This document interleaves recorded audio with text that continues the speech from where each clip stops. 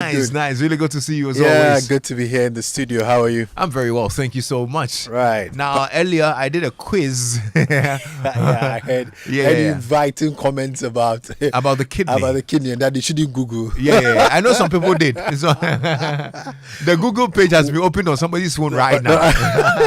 What did you find? Or what Oh did well, people say? I think that generally my people really know what the kidney is. I wouldn't be surprised. At least a lot of one day. people think it's a bean-shaped organ in the body, Right. and that should be right, isn't it? Yes, those who like Absolutely. food will tell you about kidney beans.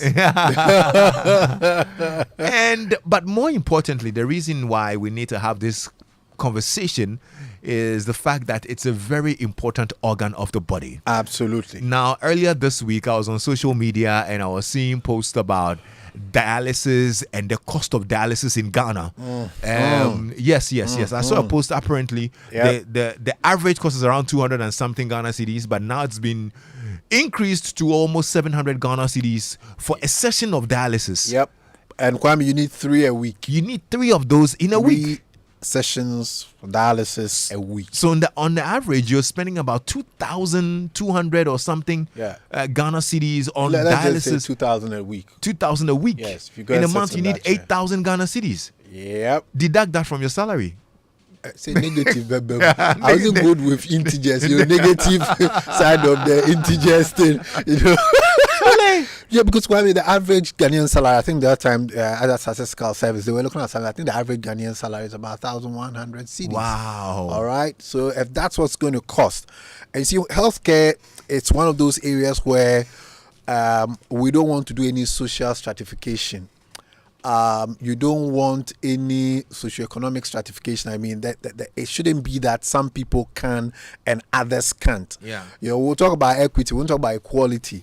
You know, we should all get something from that healthcare system if we are sick. So it is very, very troubling. And dialysis is one aspect of kidney healthcare that we would look at in this 4-part series. So it's absolutely important that we look at the kidney and kidney diseases. Well, what's even better is that Medicas Hospital is setting up a dialysis center in Mampong. Absolutely. Wow. Yes, Kwame, as part of our vision to be a multidisciplinary healthcare facility, we keep adding to our services or our service range, so that we're able to solve more problems for our patients who utilize our facilities. So in partnership with another organization called Dialysis on Wheels, we are almost ready. We are right there to be able to provide dialysis services for individuals with chronic kidney disease, or even those who have what we call acute kidney injury, who need a session or 2 of dialysis. Okay. So yes, we'll roll out fully in the month of October. Oh, that's beautiful. So it means residents in Adenta, Medina, East Legon, and its environs who don't want to come into town and face the traffic and whatnot can just ride up the mountain to Mampong. Exactly. And get the dialysis Drive services. coolly and get your dialysis service done. Because Kwame, when you sit in that chair, it's about 4 hours for a session. Wow. For one dialysis, it's about 4 hours. So you don't want to be stressed. You don't want to be queuing up. We just don't have enough of such services, even in Accra. Wow. You know, let alone other regions, you know, of Ghana. But it is a very expensive undertaking. I kid you not. One dialysis machine costs anywhere between $15,000 and $18,000 for one machine. Wow. You know, and one per person. You have to get separate ones for people with infectious diseases. You know, you're not going to pass somebody's blood with HIV and hepatitis B and C, highly infectious diseases, and then put another person who doesn't have on that chair. So we get dedicated chairs for that. So you must have a minimum of about 4 chairs, you know, to start with. And so the initial cost is quite prohibitive. Okay. But again, I would re-emphasize, this is just one aspect. Dialysis is just looking at one aspect of kidney health or kidney disease or interventions, but there's so many things. Because of the expensive nature, I think we need to look at how can I promote my kidney health? How can I take care of my kidneys? And that's going to be the initial conversations we are going to have. Okay, that's great. I'm excited about it. So you're welcome along if you're listening in. This is the part to turn up the volume and get some education about the kidney. And tell us what it is, Doc. Right. So before going to it, tomorrow is the birthday of a very, very, very special person in our family. And that's my sister-in-law, Agnes Akusia Efunya. Yes. She's currently nursing a 4-week-old baby. So new that's mother, cute. second time being a mother. Tomorrow is her birthday. Happy birthday to I give her. happy birthday in advance and continue to be a blessing to the family.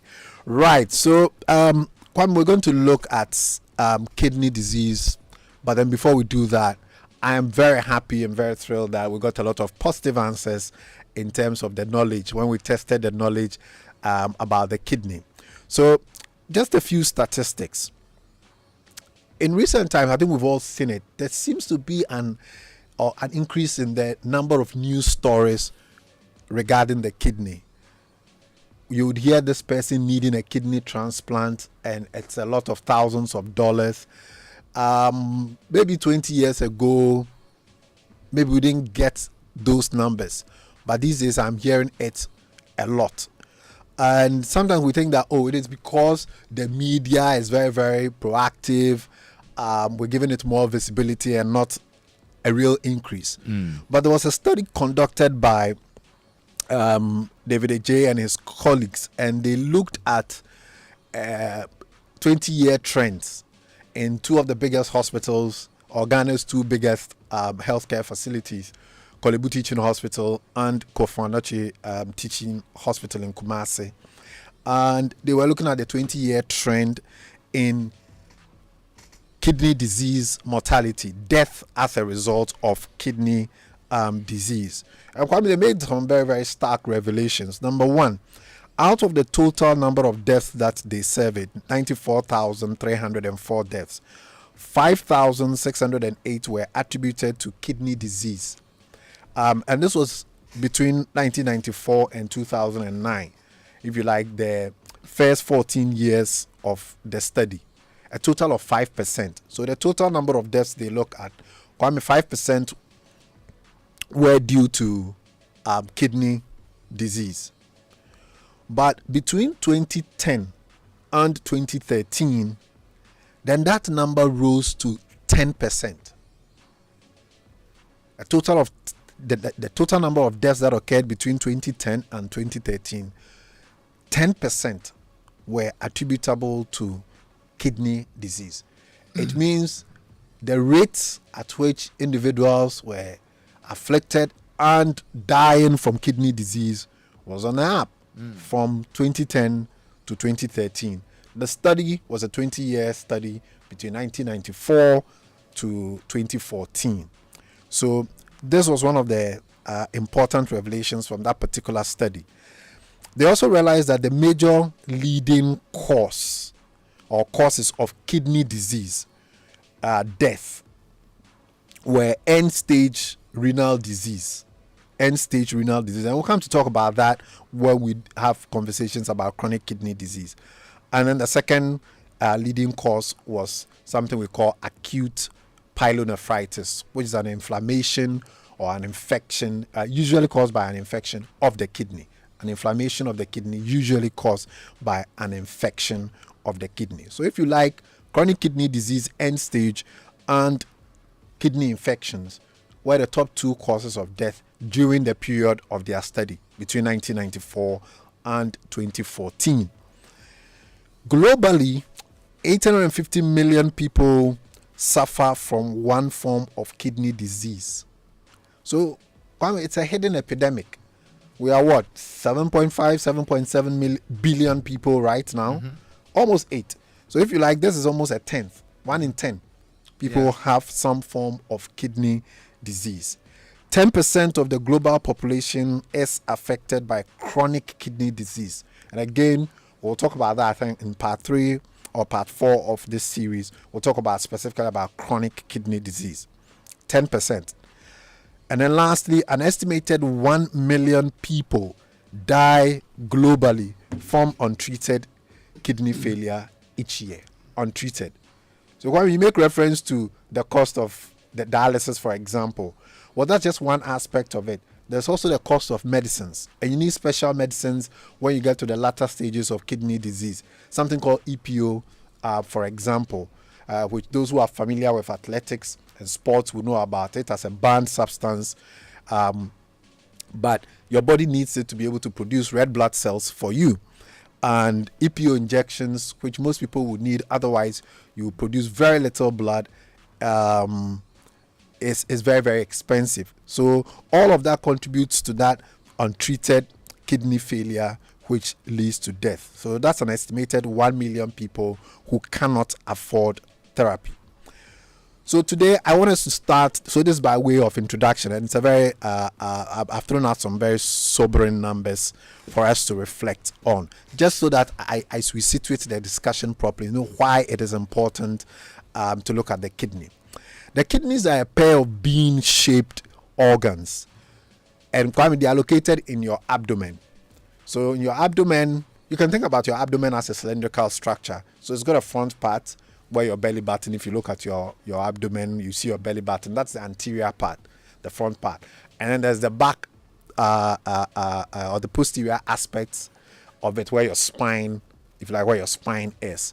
So the kidneys are located against the back wall of the abdomen on either side of your vertebral column, or on either side of your spine. They start to develop when you are about 4 weeks old, in the 4th week of embryonic life, when you are an embryo growing in your mother's womb. That is when the kidneys first appear. So very, very early on they appear. In the adult, the kidneys, they weigh about 150 grams each in men, and then 135 grams in women. So men have bigger kidneys compared to women, and they are about 11 centimeters in length, 11 to 13 centimeters. That's how long they are. If you put a tape against it, you get about between 11 to 13 centimeters. Let me share with you some very interesting fact. Do you know that about 1 out of every 2,400 babies, newborns, will have only 1 kidney? Hey. So you're supposed to have a pair, but 1 in every 2,400 births, 1 baby out of every 2,400 is born with only 1 kidney and not a pair. Why? So if you for your mujiba,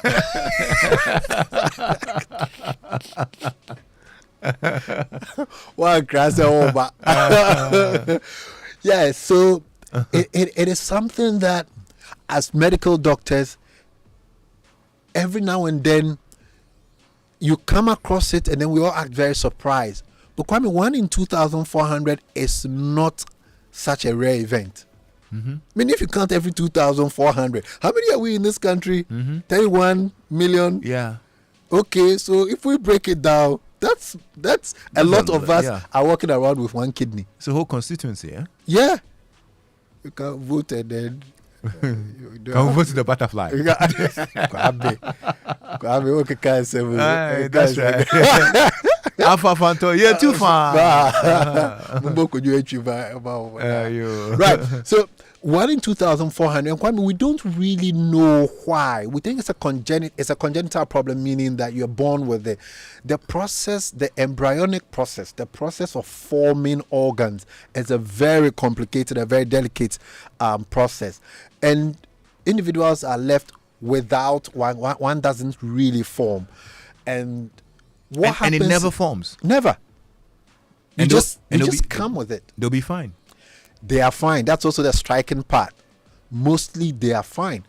The surviving one, or the one that arrives, undergoes a certain process we call compensatory hypertrophy, meaning it gets bigger to be able to perform the job of 2. Okay. So it's a little bigger than your average size pair. Yeah. Right. Because it needs to do the work of 2 individuals. So it's like Philip trying to go to the gym to get some muscles. He's like me, no. You wouldn't just do that. So you try. Boss is ever back at crab, but you see the difference. You never become like you. Anyway. So that is a very important thing for us as physicians, because the day you may have trouble with one, and we think, or you may not even have trouble, we think that some member of your family has a problem, and you say, oh, you know what, I want to donate my kidney, one of my kidneys, because I've heard that we can live with one. Then we ask you to take an ultrasound scan, and we can't find it, and realize that you have only one. And a lot of human beings are shocked, or patients are shocked, when they are told at that time, 25 years, 30 years, that they have only one kidney. Wow. But then they are fine. But that one, when something happens, it's like driving a car without a spare tire. Unfortunately, Ghana here, they do it a lot. The commercial drivers. They momo. Not just them. There are some private car drivers listening to drive time right now. They don't have spare tire. Good, yeah, they don't have spare tire. If you don't have spare tire, send us a message. We will not send you to.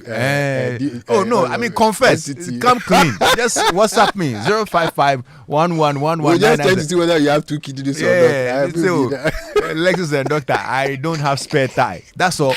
We understand. So you would drive with the 4, but if you get into trouble, you burst the tire, then there will be a problem. Because then where do you get a replacement from? So that is when then the problem happens. There's also something striking that happens where the 2 kidneys at the lower poles, they join together. So we've all heard of this Siamese twins. Right. Yeah, the technical term is conjoined twins. Right? They're joined together. So we call that a horseshoe-shaped kidney. Okay. So it's a U-shaped structure. So these are some of the very important anatomical facts about the kidney that I wanted to share. Now, we say structure determines function in medicine. Let's look at kidney function. The kidney undertakes 3 important functions. The first one is something we call excretory function. Excretory function. To excrete means to bring out, to take out of, to remove from. So to remove waste products from the body, the kidney makes urine by filtering your blood and then making a substance we call urine. And within that urine, you have a lot of dissolved waste products, water-soluble waste products that come out. Urine? Yes. I've heard of it. Kwame, have you drank it before? No. In this country, and I think I just started med school or something. There was a craze. Somebody came to educate us in this country. Hey. Obeye did radio station, TV station. He said urine therapy. Boy. Oh, Kwame, you didn't hear. And people want to drink it. That's the thing. Ghana, everything can sell, Kwame, unless you are not serious. Wow. Yes. Oh, urine therapy. Kwame, you ask those who have been here for the radio, urine therapy. Say you should drink. But it was so crazy to us, those of us, because at that time, first year, we were learning physiology, how the body functions and all of that. And Kwame, you cannot drink. Urine is a waste product. Wow. Urine is a waste product. Bola. Zoom lion. The Zoom lion people. Change your bola style. Change your bola style. You cannot drink your urine. Urine is a waste product, and it is the means by which the kidneys excrete waste products or waste from the body. It is also the means by which the kidney performs its second function, which is regulatory. So it has regulatory function. So the first is that it has excretory function, is a zoom lion of your body. It also has regulatory function. Kwame, what does it regulate? It regulates the volume of water. Kwame, I always mention that 60% of your body weight is water. So if you weigh 100 kilos, 60% is 60 kilos. 1 kilo equals 1 liter. It's equivalent to 1 liter. So we'd say 60 liters. 60 liters is what you have in you. So we are just not fat. Oh, we are not fat like that. You see, your fat. We are just watery. You are just. so that's why water is absolutely important, and that's why some of us cringe every day when we see what we are doing with our water bodies with Galamsey, because without water, that's it. Human life is not possible, right? But Kwame, look at the amount of water you've been drinking since you were born. Imagine if you were not bringing it out, some of it out. We'll just burst one day. Come on, it's a poly tank. The kidneys would will make about 170 liters of the initial form of urine a day. But Kwame, we all urinate between 1 and 1.5 liters of urine a day in a 24-hour period. So it has this way of regulating the amount of water that you keep in. It also regulates the amount of salt, sodium, potassium, bicarbonate, calcium. All of these things are regulated by the kidney. Okay. So it has very important regulatory function. So it is your Bank of Ghana. I know Bank of Ghana is now not people's favorite institution, but it's supposed to be the regulator of financial services. The kidney is the regulator of your water volume and also salt. Then the third function of the kidney is an endocrine function. When we talk about endocrine, we are referring to hormones. So the kidney produces some very important hormones. It is also the site of action of some very important hormones. It's also the site where some very important hormones like insulin are broken down. One of the most important hormone I want to talk about is EPO, erythropoietin. So where Daniel Cranton comes here next, I ask him about EPO. He will tell you a lot about it. Banned substance. A lot of the athletes, sports people, they will inject it. We need to be 2 minutes on one brother. All about match, the 80th minute you are panting. Then they are still playing. Then they say we Africa we don't train. It's not true. So that they be injecting these things. So EPO is produced by the kidney. It stimulates your bone marrow and causes you to produce a lot of red blood cells. Your red blood cells carry oxygen around your body and nourishes your muscles and all other cells. These are the very important functions of the kidney. Okay. Excretory, regulatory, water regulation, salt regulation, and then hormone production. So Kwame, if things go wrong with your kidney, we can all begin now to understand why it is almost a death sentence. Wow. This is some good education, huh? Wow. It's a very important organ. A very, very, very important organ. A very, very important organ. It's very dynamic too in its function. And to think that these small bean-shaped structures do all of these things. That if you've seen a dialysis machine, and maybe next week I'll bring you pictures of our dialysis clinic that we've set up, and you see this huge. Well, they're also huge, but they are big machines if you compare it to an 11 centimeter bean-shaped structure. And this is what we have to make to be able to do some of these functions that I have talked about, the regulatory function and then the excretory function. That is what the dialysis machine does. It takes out a lot of the waste, and then it regulates the amount of water so that you don't get all swollen, regulates the amount of salt, potassium, the sodium, the calcium that you have in your body. Okay. Well, in the next couple of weeks, you'll be educating us more on this condition and this organ and how we can keep our kidneys safe. Right. So next week we'll start a conversation. We'll take some selected kidney diseases. Okay. We'll start with the pyelonephritis, the infection of the kidneys. Okay. No, I can't wait. Well, if you're listening in, make sure you don't miss this conversation next week Wednesday when the Drive Doctor is back. Good thing is Medicas is setting up a dialysis center in Mampo Ekapim as well. So if you're in that neighborhood and if you want very quality services, of course, Dr. Osafo and his team will definitely take care of you. For those who want to reach out to you and find more education, how can they reach out, Doc? Right. The number is 0501 477 340.